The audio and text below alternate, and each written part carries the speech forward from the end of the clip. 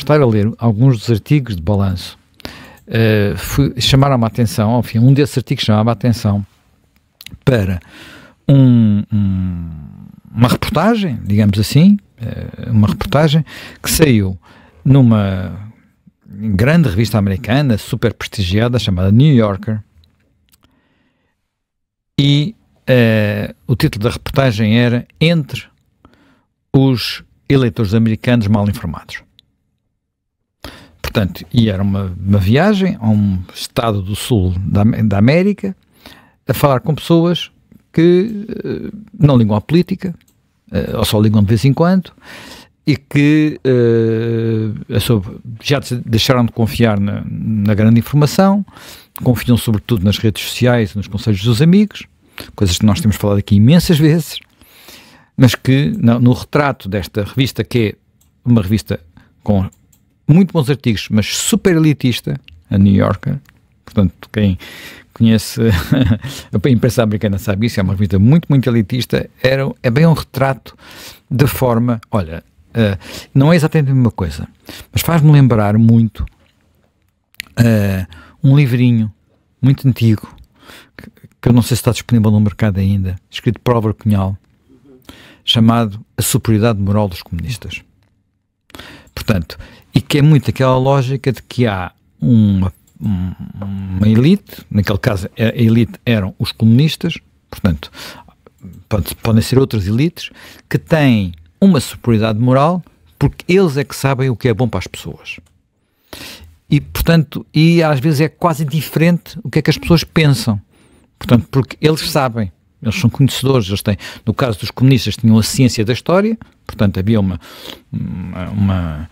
o chamado materialismo histórico e científico, que explicava para onde é que o mundo avançava, e, portanto, eles eram instrumentos apenas dessa ciência, como se fossem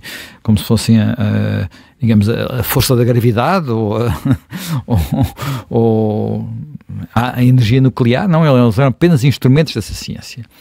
E agora, digamos, nós temos, isto é uma tentação que está sempre a regressar. Portanto, é uma forma de olhar para o mundo que está sempre a regressar. E que ignora, em boa parte, aquilo que é, eu diria que em muitos aspectos, a natureza humana e a forma como as pessoas se lidam com os temas, as preocupações que têm e muitas vezes uma grande sobranceria em relação a essas preocupações. Eu, quando vinha a caminho daqui, peço desculpa hoje, interrompi um bocadinho. Hoje não nos ouviste. Hoje não vim ouvir, na viagem entre casa e o estúdio, não vim ouvir a Rádio Observador, porque vim ouvir a conversa entre duas pessoas que eu acho muito interessantes, dois cientistas políticos americanos, fizeram um podcast, entretanto, muito rápido, sobre a eleição de ontem. O Yasha Monk, que aliás publicou um livro que eu recomendo, que saiu agora há pouco tempo, foi traduzido para português, sobre este tema das identidades, e outro que também publicou um livro em Portugal há pouco tempo, aliás na altura ele veio cá e eu até estive com ele num jantar, que é outro intelectual que eu acho muita graça, mas que é muito testado por muita gente, que é o Francis Fukuyama, e que fez textos o mais inflamados possíveis contra o Trump e a favor da Kamala, antes da eleição. E que contava que tinha estado na noite eleitoral com os seus alunos, ele é professor em Stanford, na Califórnia, a maior parte deles estrangeiros, até explicar a alguns como é que funcionava o colégio eleitoral, e que tinham ficado, e pronto, até confessava, eu tinha uma garrafa de rum para abrir, no caso da Kamala ganhar, olha, ficou lá, não abrimos, pronto. Mas ele disse uma coisa que eu achei interessante, enfim, há muita coisa interessante naquela conversa, mas o que eu achei interessante foi uma coisa que ele disse assim, quando eu estudei, e ele estudou, quando eu andei na universidade, ele andou na universidade no início dos anos 70, portanto estamos a falar há 50 anos, portanto ele deve estar nos seus 70, há 50 anos, na minha universidade não se lia Adam Smith. Ninguém lia Adam Smith. Toda a gente se tinha esquecido de Adam Smith.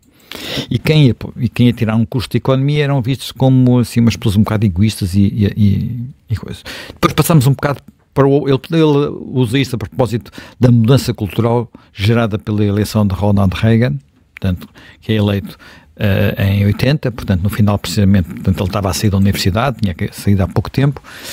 E eu acho que isto é revelador. Porquê? Porque Adam Smith é um daqueles filósofos sobre os quais há imensos preconceitos.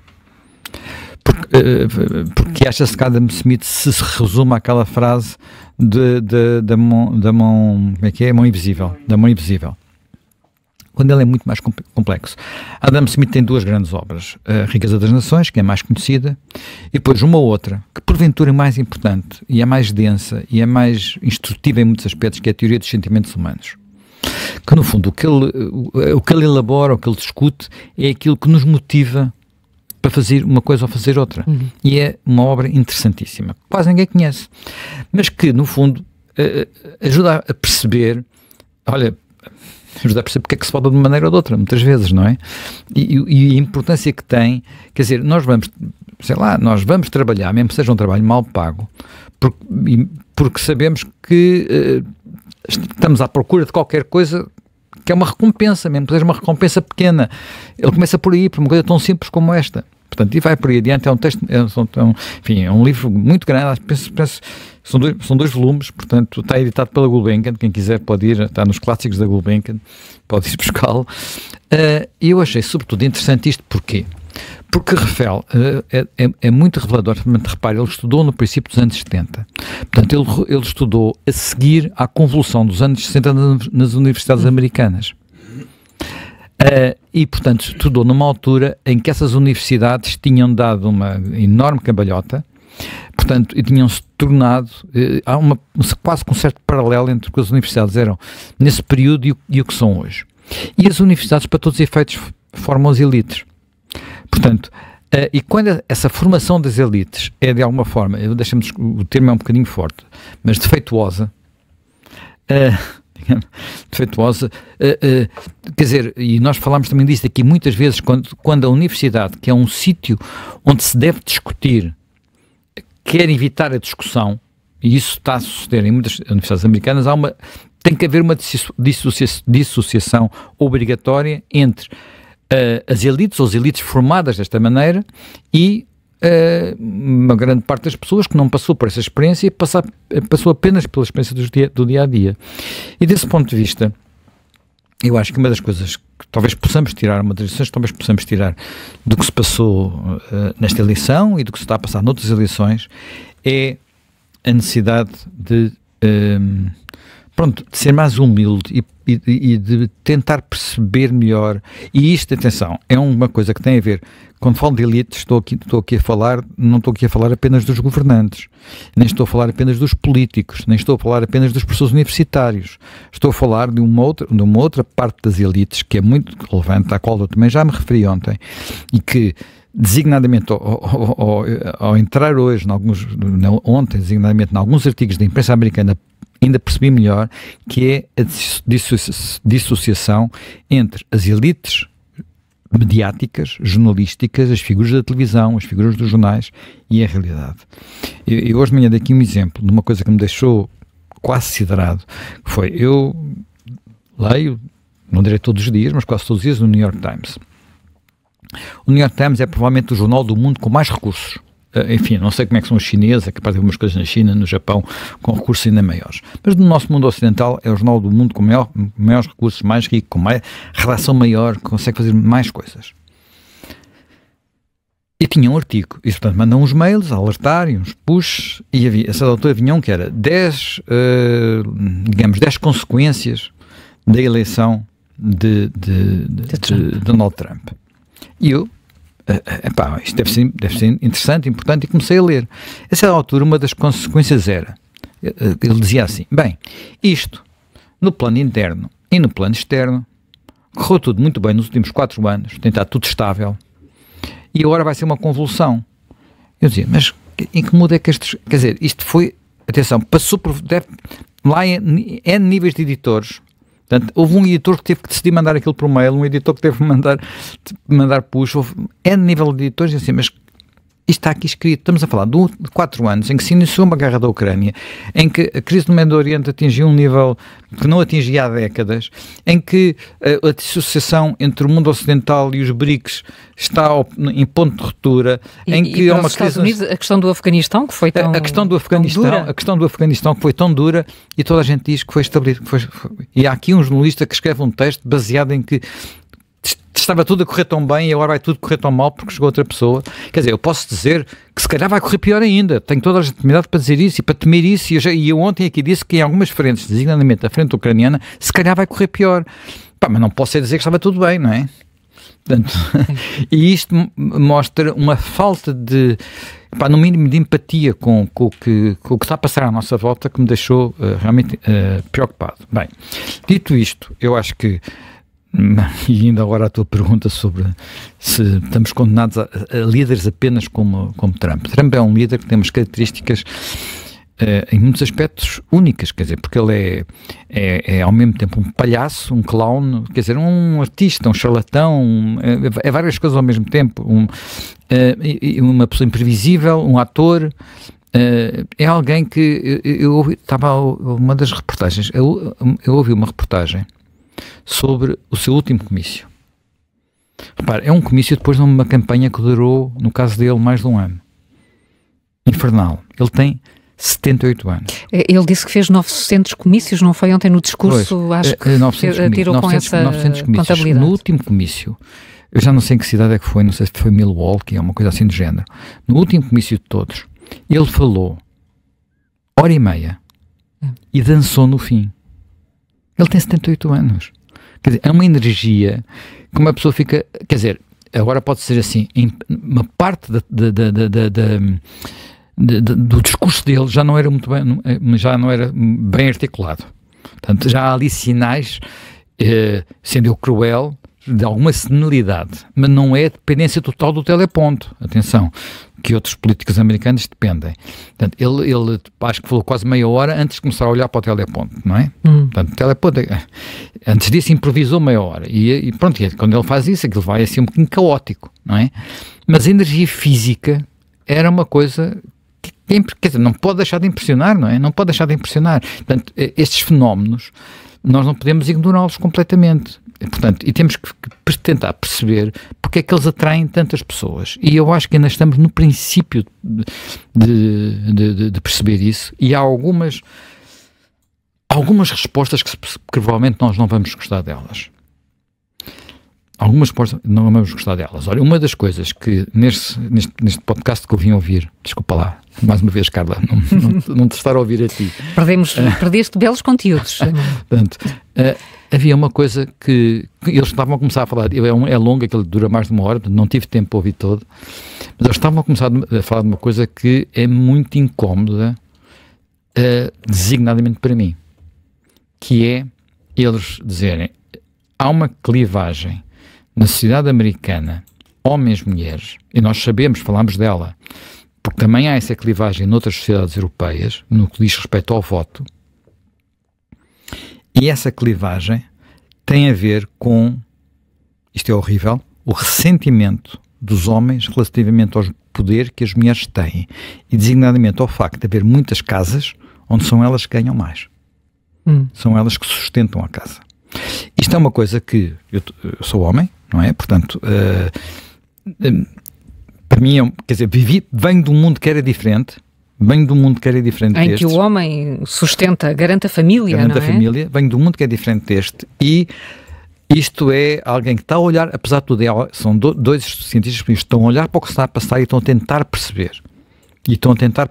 E eu acho que é isto que a gente precisa fazer agora, é tentar perceber, não é? Porque isto não é apenas dizer ele dizia assim, as pessoas continuam a dizer que é só a economia e esquecem-se, por exemplo, do lado cultural, da importância que têm as questões culturais, o facto de se achar que há só um caminho do progresso e, portanto, os progressistas têm sempre razão, portanto, voltamos à tal superioridade moral dos progressistas e, portanto, que há um único caminho e que é por aí que se vai. Então, e quem não for é racista, é homofóbico, é transfóbico, é o que tu quiseres. Portanto, E isto não é uma questão de saber, não é uma questão de darmos ou não darmos tempos para que a própria sociedade evolua. Portanto, é muitas vezes de violentar algumas formas adquiridas de viver em sociedade, que não são facilmente substituíveis por outras. Não quer dizer que um dia não venham a ser. Mas isso quer dizer, então, é como se a sociedade americana, no caso, não estivesse mesmo preparada para ainda ter uma mulher presidente? Não é isso. Mas eu acho que há aqui uma questão a perceber-se, que é, quando começa o voto feminino, os progressistas, não apenas em Portugal, mas não queriam que as mulheres votassem. Exatamente porque consideravam as mulheres reacionárias. Porque as mulheres dependiam mais da Igreja, a Igreja era vista como reacionária. Eram mais influenciáveis. Eu acho que é muito mais profundo do que isso. Ou seja, e aí temos de perceber uma coisa, nós somos velhos, em termos de sociedade, somos velhos. E o que é que acontece? Nós olhamos para estas propostas que aparecem muito associadas a estes eleitorados alegadamente a favor das mulheres, mas essas propostas são no sentido de, embora apareçam revestidas como muito progressistas, na verdade elas são muito de manter o que está, não é? Manter a sociedade como está, não é? As propostas que vêm do Partido Democrata, portanto, as mulheres têm um voto muito mais estável. As mulheres não usam o seu voto para provocar rupturas. E, nesse sentido, tem um voto mais de continuidade. E a continuidade em quem está. Não é... E, portanto, quem está pode variar muito.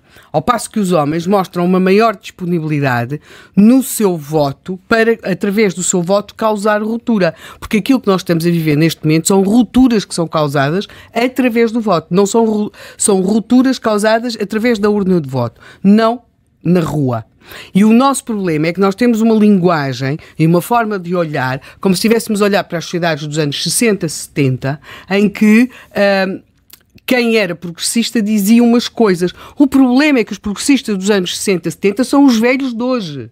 E portanto, é como se estivéssemos a ver um mundo, mas em delay absoluto. E muitas destas propostas que aqui aparecem, e muito quando se fala das mulheres, são tão tremendamente condescendentes e paternalistas que são quase ofensivas. Em algumas circunstâncias, por exemplo, eu tenho surgido, eu não tenho dado muita atenção a isso, mas agora vou dar, não é? Vou dar mais atenção, que é, têm surgido estudos, têm surgido livros sobre o mal-estar do jovem macho, digamos assim, ou do jovem homem, dos homens jovens. Um mal-estar, quer dizer, eles não sabem bem onde é que estão na sociedade. E, enfim, não foi uma coisa que me tenha preocupado muito. Os meus filhos já não são novos, portanto, neste sentido, e tenho um filho e uma filha, portanto, são coisas diferentes. Portanto, eu agora vou dar mais a tentar perceber melhor esta questão, porque a chamada de atenção para esta clivagem, que já nós estávamos a olhar, antes tudo se explicava por clivagens sociais. Portanto, os pobres votavam na esquerda, os ricos votavam na direita. Raciais. Pronto, depois de repente isso baralhou-se, aqui há uns anos para cá, desde o Reagan já começou a baralhar isto, as coisas baralharam-se. Depois era tudo explicado por razões étnicas, identitárias. E de repente isto também se está outra vez a baralhar tudo. E agora homens e mulheres. Quer dizer, nós não podemos resumir tudo as explicações destas simples, tudo é muito mais complexo. Mas repara, ao mesmo tempo, tu estavas-me a fazer a pergunta, e é por isso que não elegem mulheres. Bem, elegeram a Giorgia Meloni. Quase que elegeram Marine Le Pen. Portanto, há mulheres que protagonizam isto. Há mulheres... porque nesses novos partidos, desculpa interromper, para já porque as mulheres têm, em momentos de crise, algumas mulheres, e nós vemos isso em momentos históricos passados, como é que de repente nos aparecem mulheres a simbolizar determinadas questões. Podemos pensar aqui coisas próximas de nós, sei lá, como a Joana d'Arc, portanto, em momentos de ruptura. E depois, porque a ascensão das mulheres nos partidos que são designados como conservadores ou muito conservadores é muito mais fácil. Ou seja, nós temos de começar a perceber que neste momento, goste ou não se goste, dê por onde der, a ruptura não está na área da esquerda, a ruptura está na área da direita ou da extrema-direita. Helena, é muito mais fácil. Quem é que foi eleito? Líder dos conservadores. Líder dos conservadores britânicos. Foi uma mulher negra. Uma mulher negra, uma negra retinta, como a gente às vezes diz, desculpem lá, negra, não sei se estou a ofender alguém, negra retinta, e que parece que eu não tive tempo de ver, parece que ontem no Parlamento, no primeiro debate semanal, que eu não fui ver as imagens, só vi assim, noticiazinhas, foi incrível, em termos de agressividade e de competência para fazer aquilo. Combatividade. Parece que foi incrível. E, portanto, de repente pensar assim, os conservadores britânicos, aquele velho partido rural... Mas já tinham tido a Thatcher. Foram primeiro a ter a Thatcher, mas depois tiveram um indiano, não é? Rishi Sunak. E agora uma mulher negra. Nunca nenhuma mulher que dirigiu os trabalhistas. E isto é a quarta mulher a dirigir os conservadores. Quarta. Portanto, Thatcher, Theresa May, Liz Truss e agora, nem sei dizer o nome dela ainda, não decorei, que é um nome complicado. Pronto. Portanto, a coisa é mais. Isto é mesmo complicado. E não Nos Estados Unidos não tem havido tanto sucesso. Estou-me a lembrar de Sarah Palin, que tentou ser ali muito disruptiva e foi quase uma caricatura. Mas repara, a única pessoa que deu luta ao Trump até mais adiante foi uma mulher, Nikki Haley. Sim. Pronto, foi aquela que deu luta até mais para adiante. Mas é evidente que as coisas não são... Pronto, cada país é um país. Nos Estados Unidos há coisas muito diferentes, por exemplo, e muito inesperadas. Por exemplo, teve uma mulher, teve muito forte, a Condoleezza Rice, não é? Não é esta ideia... Aliás, eu estou a tentar fazer aqui um exercício a ver se me consigo lembrar de alguma mulher à frente de um partido comunista. Ou seja, é como se houvesse um desfazamento. Ela nunca teve verdadeiramente à frente, mas é quase como se estivesse, foi aqui ao lado da Passionara. Pois nunca esteve à frente. Mas nunca foi secretária-geral. Nunca foi secretária-geral. As desgraças que aconteceram aos espanhóis, talvez não tenha quer dizer, que ela não tenha estado à frente, talvez não tenha sido a pior. Mas aquilo que se tem de entender é como se nós estivéssemos a ver como uma formatura intelectual e uma linguagem, uma realidade que já está muito à frente. Isto não é a primeira vez que acontece. Ou seja, muitas vezes eu acho que nós vamos ter, sim, situações de ruptura muito causadas neste momento pela direita e pela extrema-direita. Acho também que há movimentos aos quais não estamos a prestar atenção alguma, mas que seria muito interessante perceber isso, que é o que está a acontecer com vários populismos da América Latina, que temos muita dificuldade em perceber, que é quando sociedades chegam ao fim de uma quase total erosão e ingovernabilidade e protestam. Por exemplo, eu prestaria muita atenção ao presidente do El Salvador. El Salvador neste momento é importante, sim, é como o Milei da Argentina, não é? Sim, embora o Milei tenha, nós conseguimos... Mas o Milei é mais ideológico. É mais ideológico e aquilo economicamente, quer dizer, eles tinham chegado a um tal ponto económico, quer dizer, que enfim, qualquer coisa havia de resultar, não é?